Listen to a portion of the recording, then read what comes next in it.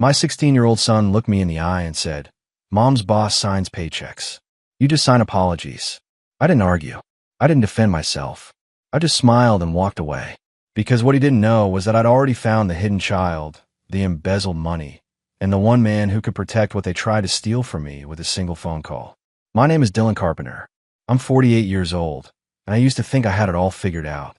23 years of marriage, a son who was my pride and joy, a career as a financial auditor that taught me to spot inconsistencies in numbers, but somehow left me blind to the ones in my own life.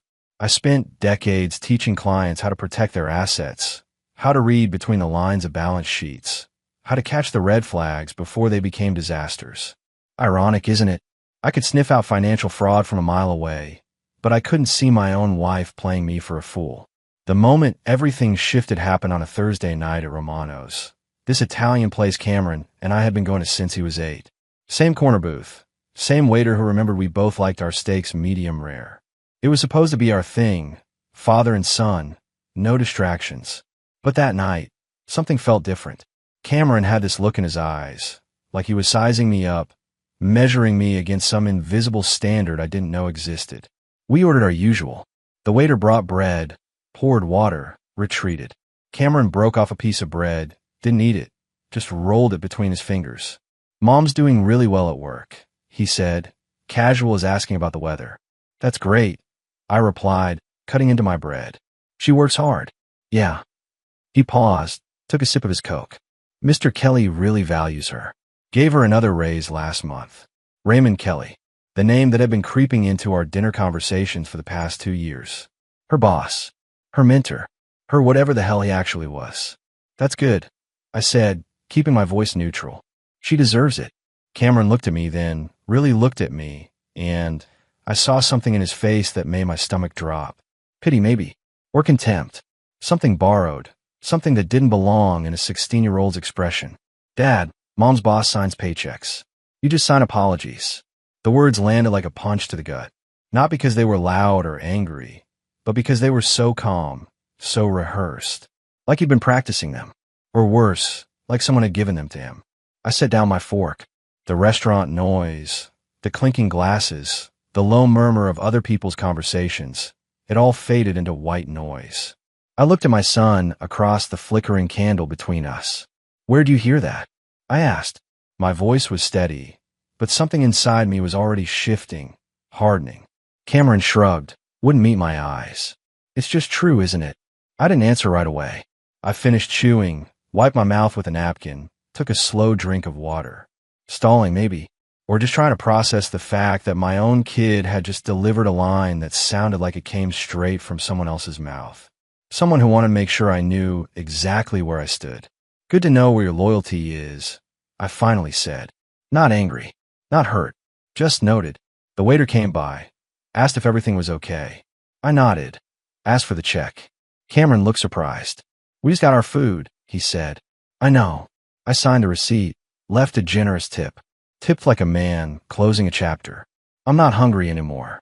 I stood up, grabbed my jacket. Cameron sat there, confused, maybe a little guilty, but not enough. Not nearly enough. That was the last dinner we'd share like that. The last time I pretend everything was fine, that I was just being paranoid, that Lisa's late nights and business trips and sudden promotions were all just part of climbing the corporate ladder. I drove home in silence. When I pulled into the driveway, Lisa's car was already there, which was unusual for a Thursday. She was supposed to be at some client dinner. I walked inside, heard her voice from the kitchen, bright and animated. She was on the phone. I know, she laughed. He doesn't suspect a thing. I stood in the hallway, frozen. She hadn't heard me come in. "Ray, we just need to be patient a little longer. The paperwork's almost ready." Raymond Kelly. I turned around, walked back out to my car, and sat in the driver's seat for 20 minutes, hands gripping the steering wheel, breathing steady. That night, something inside me went cold. Clinical. The same way I approached audits, looking for discrepancies, following trails, documenting evidence. If they wanted to play this game, fine. But they'd forgotten one crucial detail. I wrote the rule book. I didn't sleep that night. Didn't even try. Instead, I went to my office, the small room Lisa always complained was too cluttered, and pulled out my laptop. As a financial auditor, I'd spent 20 years tracking money trails for corporations, finding discrepancies, uncovering fraud. The irony wasn't lost on me that I'd never thought to audit my own marriage. I started with the bank statements. Joint account first, then Lisa's personal checking that I technically had access to, but never looked at. The patterns emerged quickly, like they always do when someone's hiding something. Conference in Denver, March 15th. Hotel charge, 2 rooms. Except I found the corporate card statement. Only 1 room billed to the company. The second room, $347 at the Riverside Hotel, paid from our joint account. My money, funding her affair. I kept digging. Dinner charges in cities where she claimed to be at training seminars. A jewelry purchase for $1,200 in May. Nothing I'd ever seen her wear. Spa treatments in Scottsdale billed as client entertainment on the company card, except the timestamp showed they were booked for 2 people. The phone records were worse. I pulled our account history online. 2-hour call to Raymond Kelly on our anniversary. I remember that night. She'd said she was exhausted from travel, went to bed early. Another 90-minute call on Christmas Eve while I was downstairs wrapping Cameron's presents. Then I found the real evidence, buried in Cameron's old social media. A photo from 2 years ago, company picnic. Cameron, maybe 14, standing next to Kelly, the man's arm around his shoulder like a proud uncle. The caption made my blood run cold. Future stepdad vibes. 43 likes, including one from Lisa, with 3 heart emojis. I sat back, stared at the screen until it blurred. This wasn't an affair that just happened. This was planned, cultivated, years in the making. Kelly hadn't just stolen my wife. He'd been positioning himself as the upgrade, the better man, the better father. And Lisa had helped him do it. I printed everything. Bank statements, phone records, screenshots. Created a folder, labeled it evidence in block letters. Then I opened a new document and started writing. Not for court. Not yet. Just organizing my thoughts, building a timeline, looking for the leverage I knew had to be there. Because men like Raymond Kelly, men who build empires on other people's trust, they always leave a trail. You just have to know where to look. And finding trails, that's what I do. The mediation was held in one of those sterile conference rooms designed to make conflict feel professional. Glass walls, neutral carpet, filtered water that tasted like regret. I arrived 15 minutes early, alone, wearing the charcoal suit Lisa used to say made me look too serious. I was serious. Lisa walked in 12 minutes late. Raymond Kelly walked in with her, hand resting on the small of her back like he owned it. Like he'd been doing it for years, which apparently he had. He pulled out her chair, whispered something that made her smile, then sat down beside her, closer than her own attorney. The mediator, a tired-looking woman named Patricia, glanced at her notes. "Mr. Carpenter, I see you're unrepresented today." "For now," I said calmly. Kelly leaned forward, fingers pressed together like some boardroom prophet. "We believe in a collaborative approach here," he began, his voice smooth, practiced. "Given the emotional complexities, Lisa has asked me to help clarify certain communications." I looked at Lisa. She looked at the table. "We've prepared a proposal," Kelly continued, sliding a bound document across to me. "Color-coded tabs, professional formatting. We think a 60-40 asset split is fair, given the circumstances. Lisa will retain primary custody of Cameron, the college fund, and the house. You'll have standard visitation." I opened the packet. Page for a list of the house, the one I'd bought before we were married, as marital asset, retained by Lisa Carpenter. Page 7 suggested a 2-year alimony schedule that would drain half my income. Page 9 included Cameron's college fund, $85,000 I'd been contributing to since he was born, listed under assets managed by Lisa Carpenter. "You're counting the college fund as hers," I said quietly. Kelly jumped in before Lisa could speak. "It's under her management, Dylan. Always has been. We think it's best if it stays that way, especially given Cameron's preference to remain with his mother full-time." Preference. Like my 16-year-old son had voted me off the island. The mediator cleared her throat. "Mr. Carpenter, are you certain you don't want legal representation? These matters move quickly." I closed the packet, pushed it aside. "I understand perfectly." Kelly smirked, leaned back, whispered something to Lisa. She nodded, almost smiled. Patricia droned through formalities, filling time and forms. But I wasn't listening anymore. I was watching how Kelly touched Lisa's arm, how he answered for her, how he sat there, smug and certain, like this was already over. He thought I was broken, confused, ready to fold, but I was just getting started. I drove home in silence, every word from that room replaying in my head. Not with anger, with clarity. They'd made their move. Now it was my turn. I walked into my house, didn't even take off my shoes. Went straight to the desk, opened the drawer I hadn't touched in 15 years. Inside was a phone. Old, basic, one number saved. I stared at it for a long moment, thumb hovering over the call button. Then I pressed it. 3 rings. Then a voice, alert and unmistakable. Didn't think I'd hear from you again, Dylan. I know, I said, but you owe me. A pause, then, name it. Mediation. Next Thursday. 11 sharp. Sit next to me. Silence. Not hesitation. Just calculation. Understood. The line went dead. I put the phone back, locked the drawer. That night, I didn't sleep, but I didn't pace either. I planned. I was deep into reviewing Kelly's corporate filings when my phone rang. Unknown number. I almost didn't answer. Mr. Carpenter? A woman's voice? Young, uncertain. Speaking. My name is Emily. Emily Brennan. I think you're my father. The room tilted. I sat down hard in my chair. What? My mom is Lisa Carpenter. I'm 8 years old. I live with my Aunt Sharon in Pittsburgh. Sharon. Lisa's sister. The one who supposedly adopted a child 6 years ago. Some story about a troubled teen mother who couldn't keep the baby. I've met Emily twice, maybe 3 times at family gatherings. Sweet kid, quiet. I never looked twice. How did you get this number? I asked, my auditor brain kicking in, needing facts. Aunt Sharon gave it to me. She said it was time I knew the truth. She said Mom lied to everyone. My hands were shaking. I forced them still. Where's your aunt now? Right here. She wants to talk to you. A rustling sound, then Sharon's voice, tight and angry. Dylan, I'm done lying for her. Lisa got pregnant 9 years ago. Told you she miscarried, remember? I did. The worst month of our marriage. She'd cried. I'd held her. We'd grieved together. She didn't miscarry, Sharon continued. She had the baby. Made me take her. Said it would ruin everything with you. That the timing was wrong. That she wasn't ready.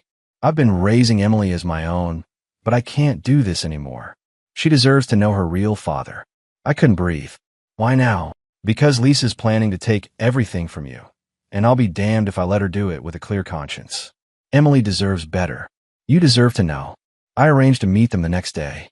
A coffee shop in Pittsburgh, neutral ground. When I walked in, I saw her immediately. 8 years old, dark hair, my eyes staring back at me. She looked up, nervous. Hi, Emily, I managed. We talked for an hour. She asked careful questions. I gave careful answers. By the end, she was holding my hand. Sharon slid a folder across the table. Birth certificate, medical records, DNA tests she'd already run. She's yours, Dylan. No question. I looked at my daughter, this child I didn't know existed, and something inside me shifted. This wasn't just about Lisa's betrayal anymore. This was about a little girl who'd been hidden away like a secret, a mistake. I want to be in your life, I told Emily. If that's okay with you. She nodded, tears in her eyes. I'd like that. I drove back to Philadelphia with the folder on my passenger seat. Lisa had hidden my daughter, lied about a miscarriage. Let me grieve a child who was alive and growing up 3 hours away. The evidence folder on my desk just got a lot thicker. And my resolve? Unbreakable. I made a mistake 3 days before the next mediation. I checked social media. Not because I missed Lisa. Not because I was keeping tabs. Just old muscle memory, scrolling through feeds while drinking my morning coffee. That's when I saw it. Raymond Kelly's profile, public and proud. A photo posted 18 hours earlier. Fresh powder, mountain backdrop, arms spread wide like some corporate guru, celebrating enlightenment. Behind him, Lisa in a white parka I bought her last Christmas. And beside her, Cameron, grinning wide, ski poles in hand, wearing goggles that used to hang in our garage. The caption hit me like a sledgehammer. Some families are built. Others are rebuilt better. Hashtag fresh start, hashtag new beginnings, hashtag father figure, hashtag gratitude. I stared at that photo until the screen blurred. Not at the snow, or the matching gear, or Kelly's smug expression. It was Cameron's smile that gutted me. Too wide, too rehearsed, like someone had told him, "Smile big. This one's for the followers." The comments rolled in. Colleagues praising Kelly's balanced life. Someone wrote, "So happy you found your real tribe." Another, "That's what a real man looks like." Tribe. Real man. Like I was some obsolete model they traded in for the upgrade. I scrolled through Kelly's feed, found more. A photo from 2 months ago, the three of them at a basketball game. Cameron's arm around Kelly's shoulder. Another from summer, a fishing trip I'd never heard about. Lisa in every single one, beaming like she'd finally found what she'd been missing. They've been building this narrative for months, maybe years. Not just having an affair, but constructing a replacement family, complete with social proof, public validation, my son as the centerpiece of their redemption story. I downloaded every photo, printed them in color. The one from the ski trip, I printed twice. Stapled one inside the evidence folder. The other, I taped to the inside of my desk drawer where I'd see it every morning. Not for motivation, for clarity. A reminder of exactly what they tried to do.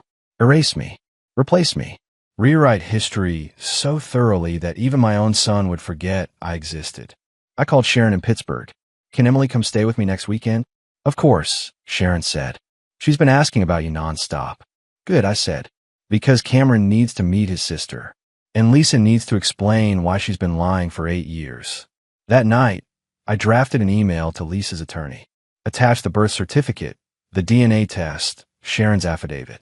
Subject line, additional dependent, Emily Carpenter, age 8. I didn't send it yet. Timing mattered. But soon, very soon, Lisa was going to discover that her carefully constructed narrative had a hole big enough to drive a truck through. And I was going to be the one behind the wheel. I was reviewing Emily's medical records when my phone rang. Private number. "Mr. Carpenter? My name is Josh Brennan. I work at Kelly's firm, corporate legal department." I sat up straighter. "I'm listening. I know what Raymond Kelly is doing to you," Josh said, voice low, urgent. "And I want to help." "Why would you help me?" I asked, skeptical. "Because 7 years ago, Kelly destroyed my father's career. Dad was VP of finance, found irregularities in expense reports, confronted Kelly privately. 2 weeks later, Dad was fired for performance issues. Lost his pension, his reputation, everything. He never recovered. Died of a heart attack 3 years ago, still fighting to clear his name." I closed my eyes. Another victim. Another family broken by Raymond Kelly's ambition. "What do you have?" I asked. "Emails. Internal memos. Kelly's been using company funds for personal expenses for years. Luxury hotels, gifts for Lisa, even Cameron's ski trip last month, all billed as client development. I've been documenting everything, waiting for the right moment. And this is that moment."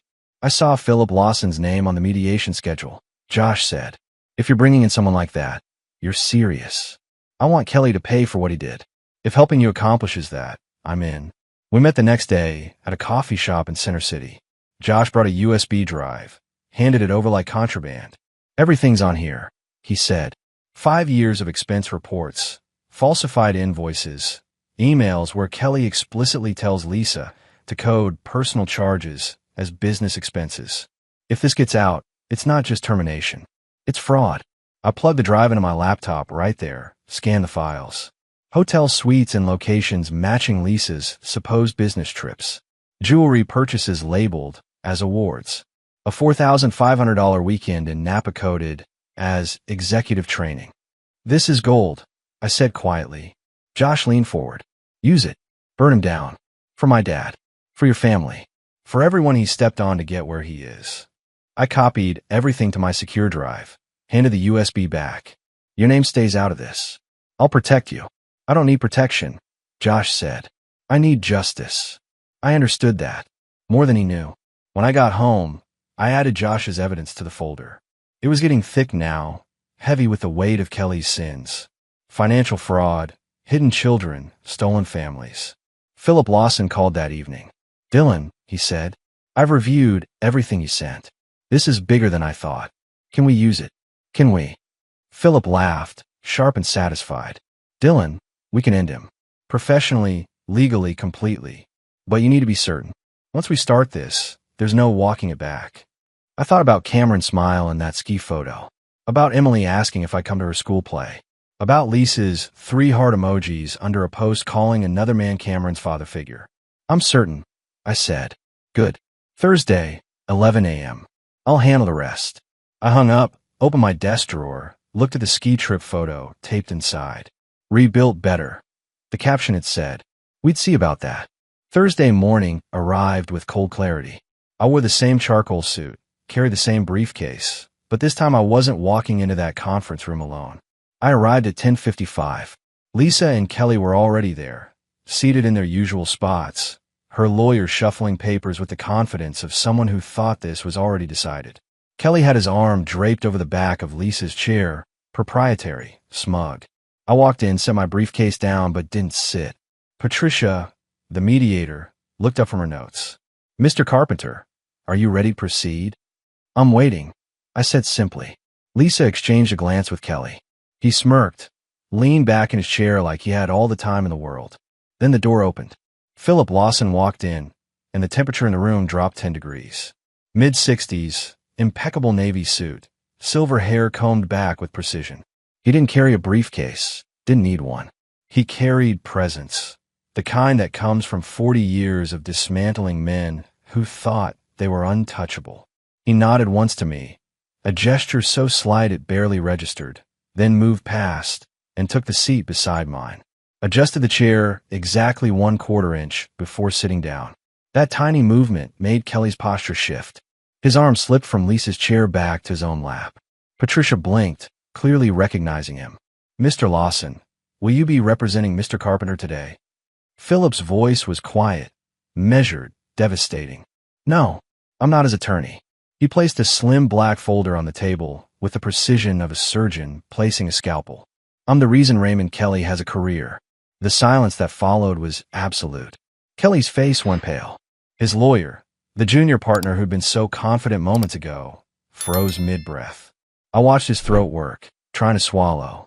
Lisa turned to look at Philip, recognition dawning in her eyes. Fear followed quickly after. Kelly found his voice, barely. I was told you retired. Philip smiled, thin and cold. I did. But Dylan called in a favor. And I always pay my debts. He opened the folder, methodical and calm. Shall we begin? Kelly's lawyer leaned in, whispered something urgent. I caught fragments. Can't be here. Conflict of interest. Philip heard it too. There's no conflict. I'm not representing anyone. I'm simply here to clarify certain historical facts. Facts that pertain to Mr. Kelly's employment contract, which I drafted in 2006. He pulled out the first document, slid it across the table. Clause 14. Relational conduct conflicts. You remember this, Raymond? Kelly stared at the paper like it might bite him. The employee shall not engage in romantic relationships with individuals related to senior shareholders. Philip's finger traced the text. Dylan Carpenter holds 0.8% equity from the Riverside acquisition. Preferred shares, non-voting, but legally binding. He looked up, meeting Kelly's eyes with surgical precision. You've been in a relationship with a shareholder's wife. That's a terminable offense. Lisa's lawyer finally spoke up. This is highly irregular. We should pause and... No, Philip said. Not loud, just final. We're going to finish this now. He pulled out the second document. Josh's evidence. Expense reports, falsified invoices, emails. 5 years of fraudulent billing. Personal expenses coded as business development, including, notably, a ski vacation last month featuring your girlfriend and her son. He slid the printed photo across the table. The one from social media. Kelly, Lisa, and Cameron, all smiles and hashtags. Posted publicly. Philip continued. Documented evidence of impropriety. The board received copies this morning. Kelly's face went from pale to gray. You can't. I already did. Philip's expression didn't change. They've accepted your resignation, effective immediately. The room felt like it was collapsing inward. Lisa grabbed Kelly's arm, her confidence finally shattering. Raymond, what is he talking about? But Kelly couldn't answer. He was staring at the resignation letter Philip had just placed in front of him, already signed, already processed, already destroying everything he'd built. Patricia looked at me, then at Philip, then at the documents spread across the table like evidence at a crime scene. Mr. Carpenter, she said carefully, do you wish to proceed with the mediation? I looked at Lisa, really looked at her. The woman I'd loved for 23 years, now sitting beside a man whose career had just evaporated because he'd underestimated the wrong person. Yes, I said, but under new terms. My terms. The mediation didn't end that day. It transformed. Kelly's lawyer tried to salvage something. Anything. But Philip had sealed every exit. The resignation was final. The board had already moved to replace him, and the fraud investigation was launching within 48 hours. Lisa sat frozen, watching her carefully constructed future disintegrate in real time. We need to discuss custody, Patricia said, trying to regain control of the process. Cameron stays with me, I said firmly. Primary custody. Lisa gets supervised visitation until she can demonstrate stability. Lisa's head snapped up. You can't be serious. Cameron wants to live with me. Cameron, I said quietly, doesn't know he has a sister. I slid the folder across the table. Birth certificate, DNA test, Sharon's affidavit. Emily's school photo paper-clipped to the front. Lisa's face went white. Her lawyer picked up the documents, scanned them, then set them down like they were contaminated. You told me she miscarried, I said, my voice level but hard. You let me grieve a child who was alive. You hid my daughter for 8 years while you played house with Raymond. Dylan, I can explain. No. I cut her off. You can't. There's no explanation that makes this okay. Philip pulled out another document. Family court has been notified. Emergency custody hearing is scheduled for next week. Given the evidence of deception and the introduction of a previously unknown dependent, Mr. Carpenter's petition for primary custody is likely to be granted. Lisa's lawyer was sweating now. We'll fight this. With what resources? Philip asked mildly. Your client's boyfriend just lost his position and his income. The fraud investigation will likely result in criminal charges. Lisa herself signed off on several of the falsified expense reports as his assistant. She's complicit. The room went silent. Kelly finally spoke, his voice hollow. Lisa had nothing to do with. She signed the authorizations. Philip interrupted, sliding another document forward. Her signature appears on 14 separate fraudulent expense claims. That's conspiracy to commit fraud. Lisa looked at Kelly, betrayal mixing with fear. You said those were legitimate. They were, Kelly stammered. I mean, they were necessary for her. They were theft, Philip said. And you both participated. I watched them turn on each other. The alliance that had seemed so solid, now fracturing under pressure. This was what happened when people built their futures on lies. Eventually, the foundation collapsed. Here's what's going to happen, I said, taking control. Lisa agrees to primary custody going to me. She gets the personal items from the house, her car, and nothing else. No alimony, no support, no claims on my retirement or assets. In exchange, I don't pursue charges related to the expense fraud. Lisa's lawyer started to object, but Lisa held up her hand. And Cameron, she asked, her voice breaking. Cameron gets to decide if he wants a relationship with you, I said. After he meets Emily. After he understands what you did. I won't poison him against you, but I won't protect you from the truth either. She looked down at her hands, tears finally coming. Not tears of remorse, I realized. Tears of defeat. Fine, she whispered. Philip produced the revised agreement, already prepared. Lisa signed it with shaking hands. Her lawyer witnessed it, looking like he wanted to be anywhere else. Kelly signed his resignation letter without a word. When it was done, I stood, collected my documents, and walked out. Philip followed. In the hallway, he turned to me. Well executed, Dylan. Your father would be proud. My father. The man who'd introduced me to Philip 30 years ago, who taught me that power wasn't about volume. It was about preparation. Thank you, I said, for everything. You earned this, Philip replied. They tried to erase you. You reminded them why that was a mistake. I drove home, called Sharon, told her it was done. Emily could come stay with me this weekend. Permanently, if she wanted. Then I called Cameron. We need to talk, I said. There's something you need to know. Something important. Dad, I saw what happened. Mom called. She was crying, saying you destroyed everything. I didn't destroy anything, I said quietly. I protected our family. And I'd like you to meet someone. Your sister. Silence. Then what? Come home, Cameron. Let me explain. He did. And for the first time in years, I saw my son really look at me. Not with contempt, not with pity, with respect. Cameron stood in my living room, hands shoved in his pockets, staring at the floor. He'd been quiet since I picked him up from school, processing everything I told him in the car. About Lisa's lies, about the hidden pregnancy, about his sister. She's really 8 years old, he asked finally. Yeah, I said. Her name is Emily. She lives in Pittsburgh with your Aunt Sharon. She's been asking to meet you. Cameron looked up, confusion and hurt mixing in his expression. Why would Mom do that? Hide her own kid. I didn't have a good answer. Maybe there wasn't one. People make choices they think will protect them. Sometimes those choices hurt everyone else. The doorbell rang. Cameron tensed. I opened the door. Sharon stood there with Emily, who clutched a small backpack, and looked up at me with those eyes, my eyes, uncertain but hopeful. Hi, Dylan, Sharon said quietly. Thanks for coming. I stepped back, let them in. Emily saw Cameron and froze. He was twice her height, a teenager who probably seemed like a giant to an 8-year-old. Emily, I said gently, this is Cameron, your brother. She looked between us, processing. Then, in that direct way only kids can manage, she said, you look like Dad. Cameron's face did something complicated. He crouched down at her level. Yeah? You think so? Uh-huh. Same nose. He smiled just a little. I guess we do. They talked, awkward at first, then easier. Emily showed him her drawings, told him about her school, asked if he liked pizza, because Aunt Sharon said their dad loved pizza. Cameron answered her questions with patience I hadn't seen from him in years. I watched them from the kitchen, Sharon beside me. He's good with her, Sharon observed. He's a good kid, I said. Just got lost for a while. Later, after Sharon left and Emily was settled in the guest room, Cameron found me in my office.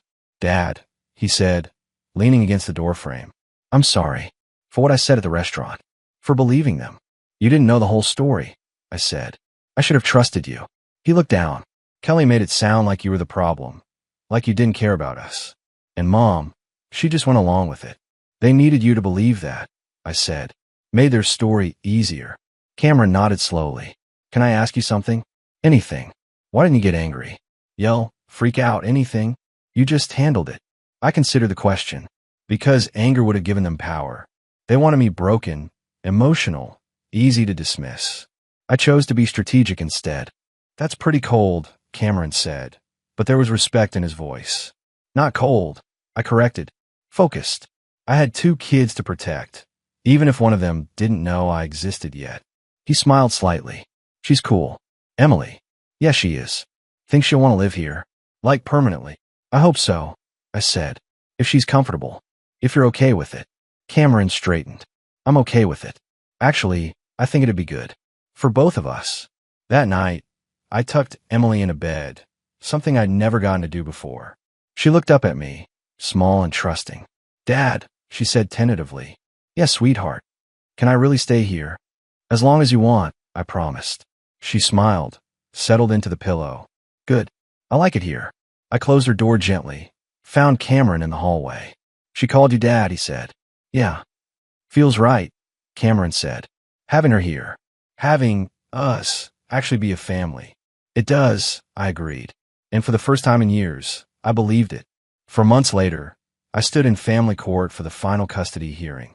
Lisa sat across the aisle with a public defender, her eyes hollow. Kelly wasn't there. Last I heard, he'd taken a job in Atlanta, some mid-level position at a company that didn't know his history. Yet, the judge reviewed the evidence, the agreements, the testimony from Sharon, from Emily's therapist, from Cameron himself. Mr. Carpenter, the judge said, given the circumstances and the children's express preferences, I'm granting you sole legal and physical custody of both Cameron Carpenter and Emily Carpenter. Ms. Carpenter will have supervised visitation rights, pending completion of counseling requirements. Lisa didn't react, just signed the papers when they were placed in front of her. Outside the courthouse, Cameron and Emily waited with Sharon. Emily ran to me when she saw me, and I picked her up, held her tight. We won, she asked. We won, I confirmed. Cameron smiled, the real kind, the one I remembered from before everything got complicated. That weekend, we moved Emily's things for Pittsburgh. Her room in my house, our house, was already painted her favorite color, purple with white stars on the ceiling that glowed at night. Philip Lawson called the following Tuesday. "Thought you want to know," he said. "Kelly's new employer received an anonymous package yesterday. Employment history, fraud documentation, the works. He was terminated this morning." "Anonymous," I said. "Completely," Philip replied, but I could hear the smile in his voice. "Justice has a way of following people, Dylan. Sometimes it just needs a little help finding the address." I didn't ask if he'd sent it. Didn't need to. Josh Brennan, the young lawyer who'd helped take down Kelly, got promoted to senior counsel at the firm. New management appreciated his integrity, apparently. He sent me a thank you card with just 2 words. "For Dad." Lisa moved to a small apartment in the suburbs, got a job doing administrative work for a nonprofit. Cameron saw her twice a month, supervised visits that stayed civil but distant. Emily asked about her once, then seemed content not to pursue it. One evening, about 8 months after everything settled, Cameron and Emily were doing homework at the kitchen table. I was making dinner, something I'd gotten better at out of necessity. "Dad," Emily said, looking up from her math worksheet. "Can I ask you something?" "Sure, kiddo. Why did Mom give me away but keep Cameron?" The question hung in the air. Cameron stopped writing, waiting for my answer. I dried my hands, came over to the table, sat down between them. "Your mom made a choice based on fear," I said carefully. "She was scared of what people would think, scared it would change her life in ways she wasn't ready for. It wasn't about you, Emily. You weren't the problem. Her choices were. But you wanted me," Emily said. "I never got the choice before," I said. "But yes, sweetheart. I wanted you. I want you. I'm glad you're here." She smiled, went back to her homework like that settled everything. Cameron caught my eye, nodded slightly. A moment of understanding between us. That night, after both kids were in bed, I sat in my office, opened the drawer where I'd kept all the evidence, all the documentation of Lisa and Kelly's betrayal. I looked through it one last time, then put in the shredder. I didn't need it anymore. The past was settled. The future was what mattered now. 2 kids who needed stability, honesty, a father who showed up and stayed present. I could do that. I was doing that. And for the first time since that dinner at Romano's, when Cameron had thrown Kelly's words in my face, I felt something I'd almost forgotten. Peace. Not because I'd won. Because I'd protected what mattered. My family. Rebuilt. Better this time.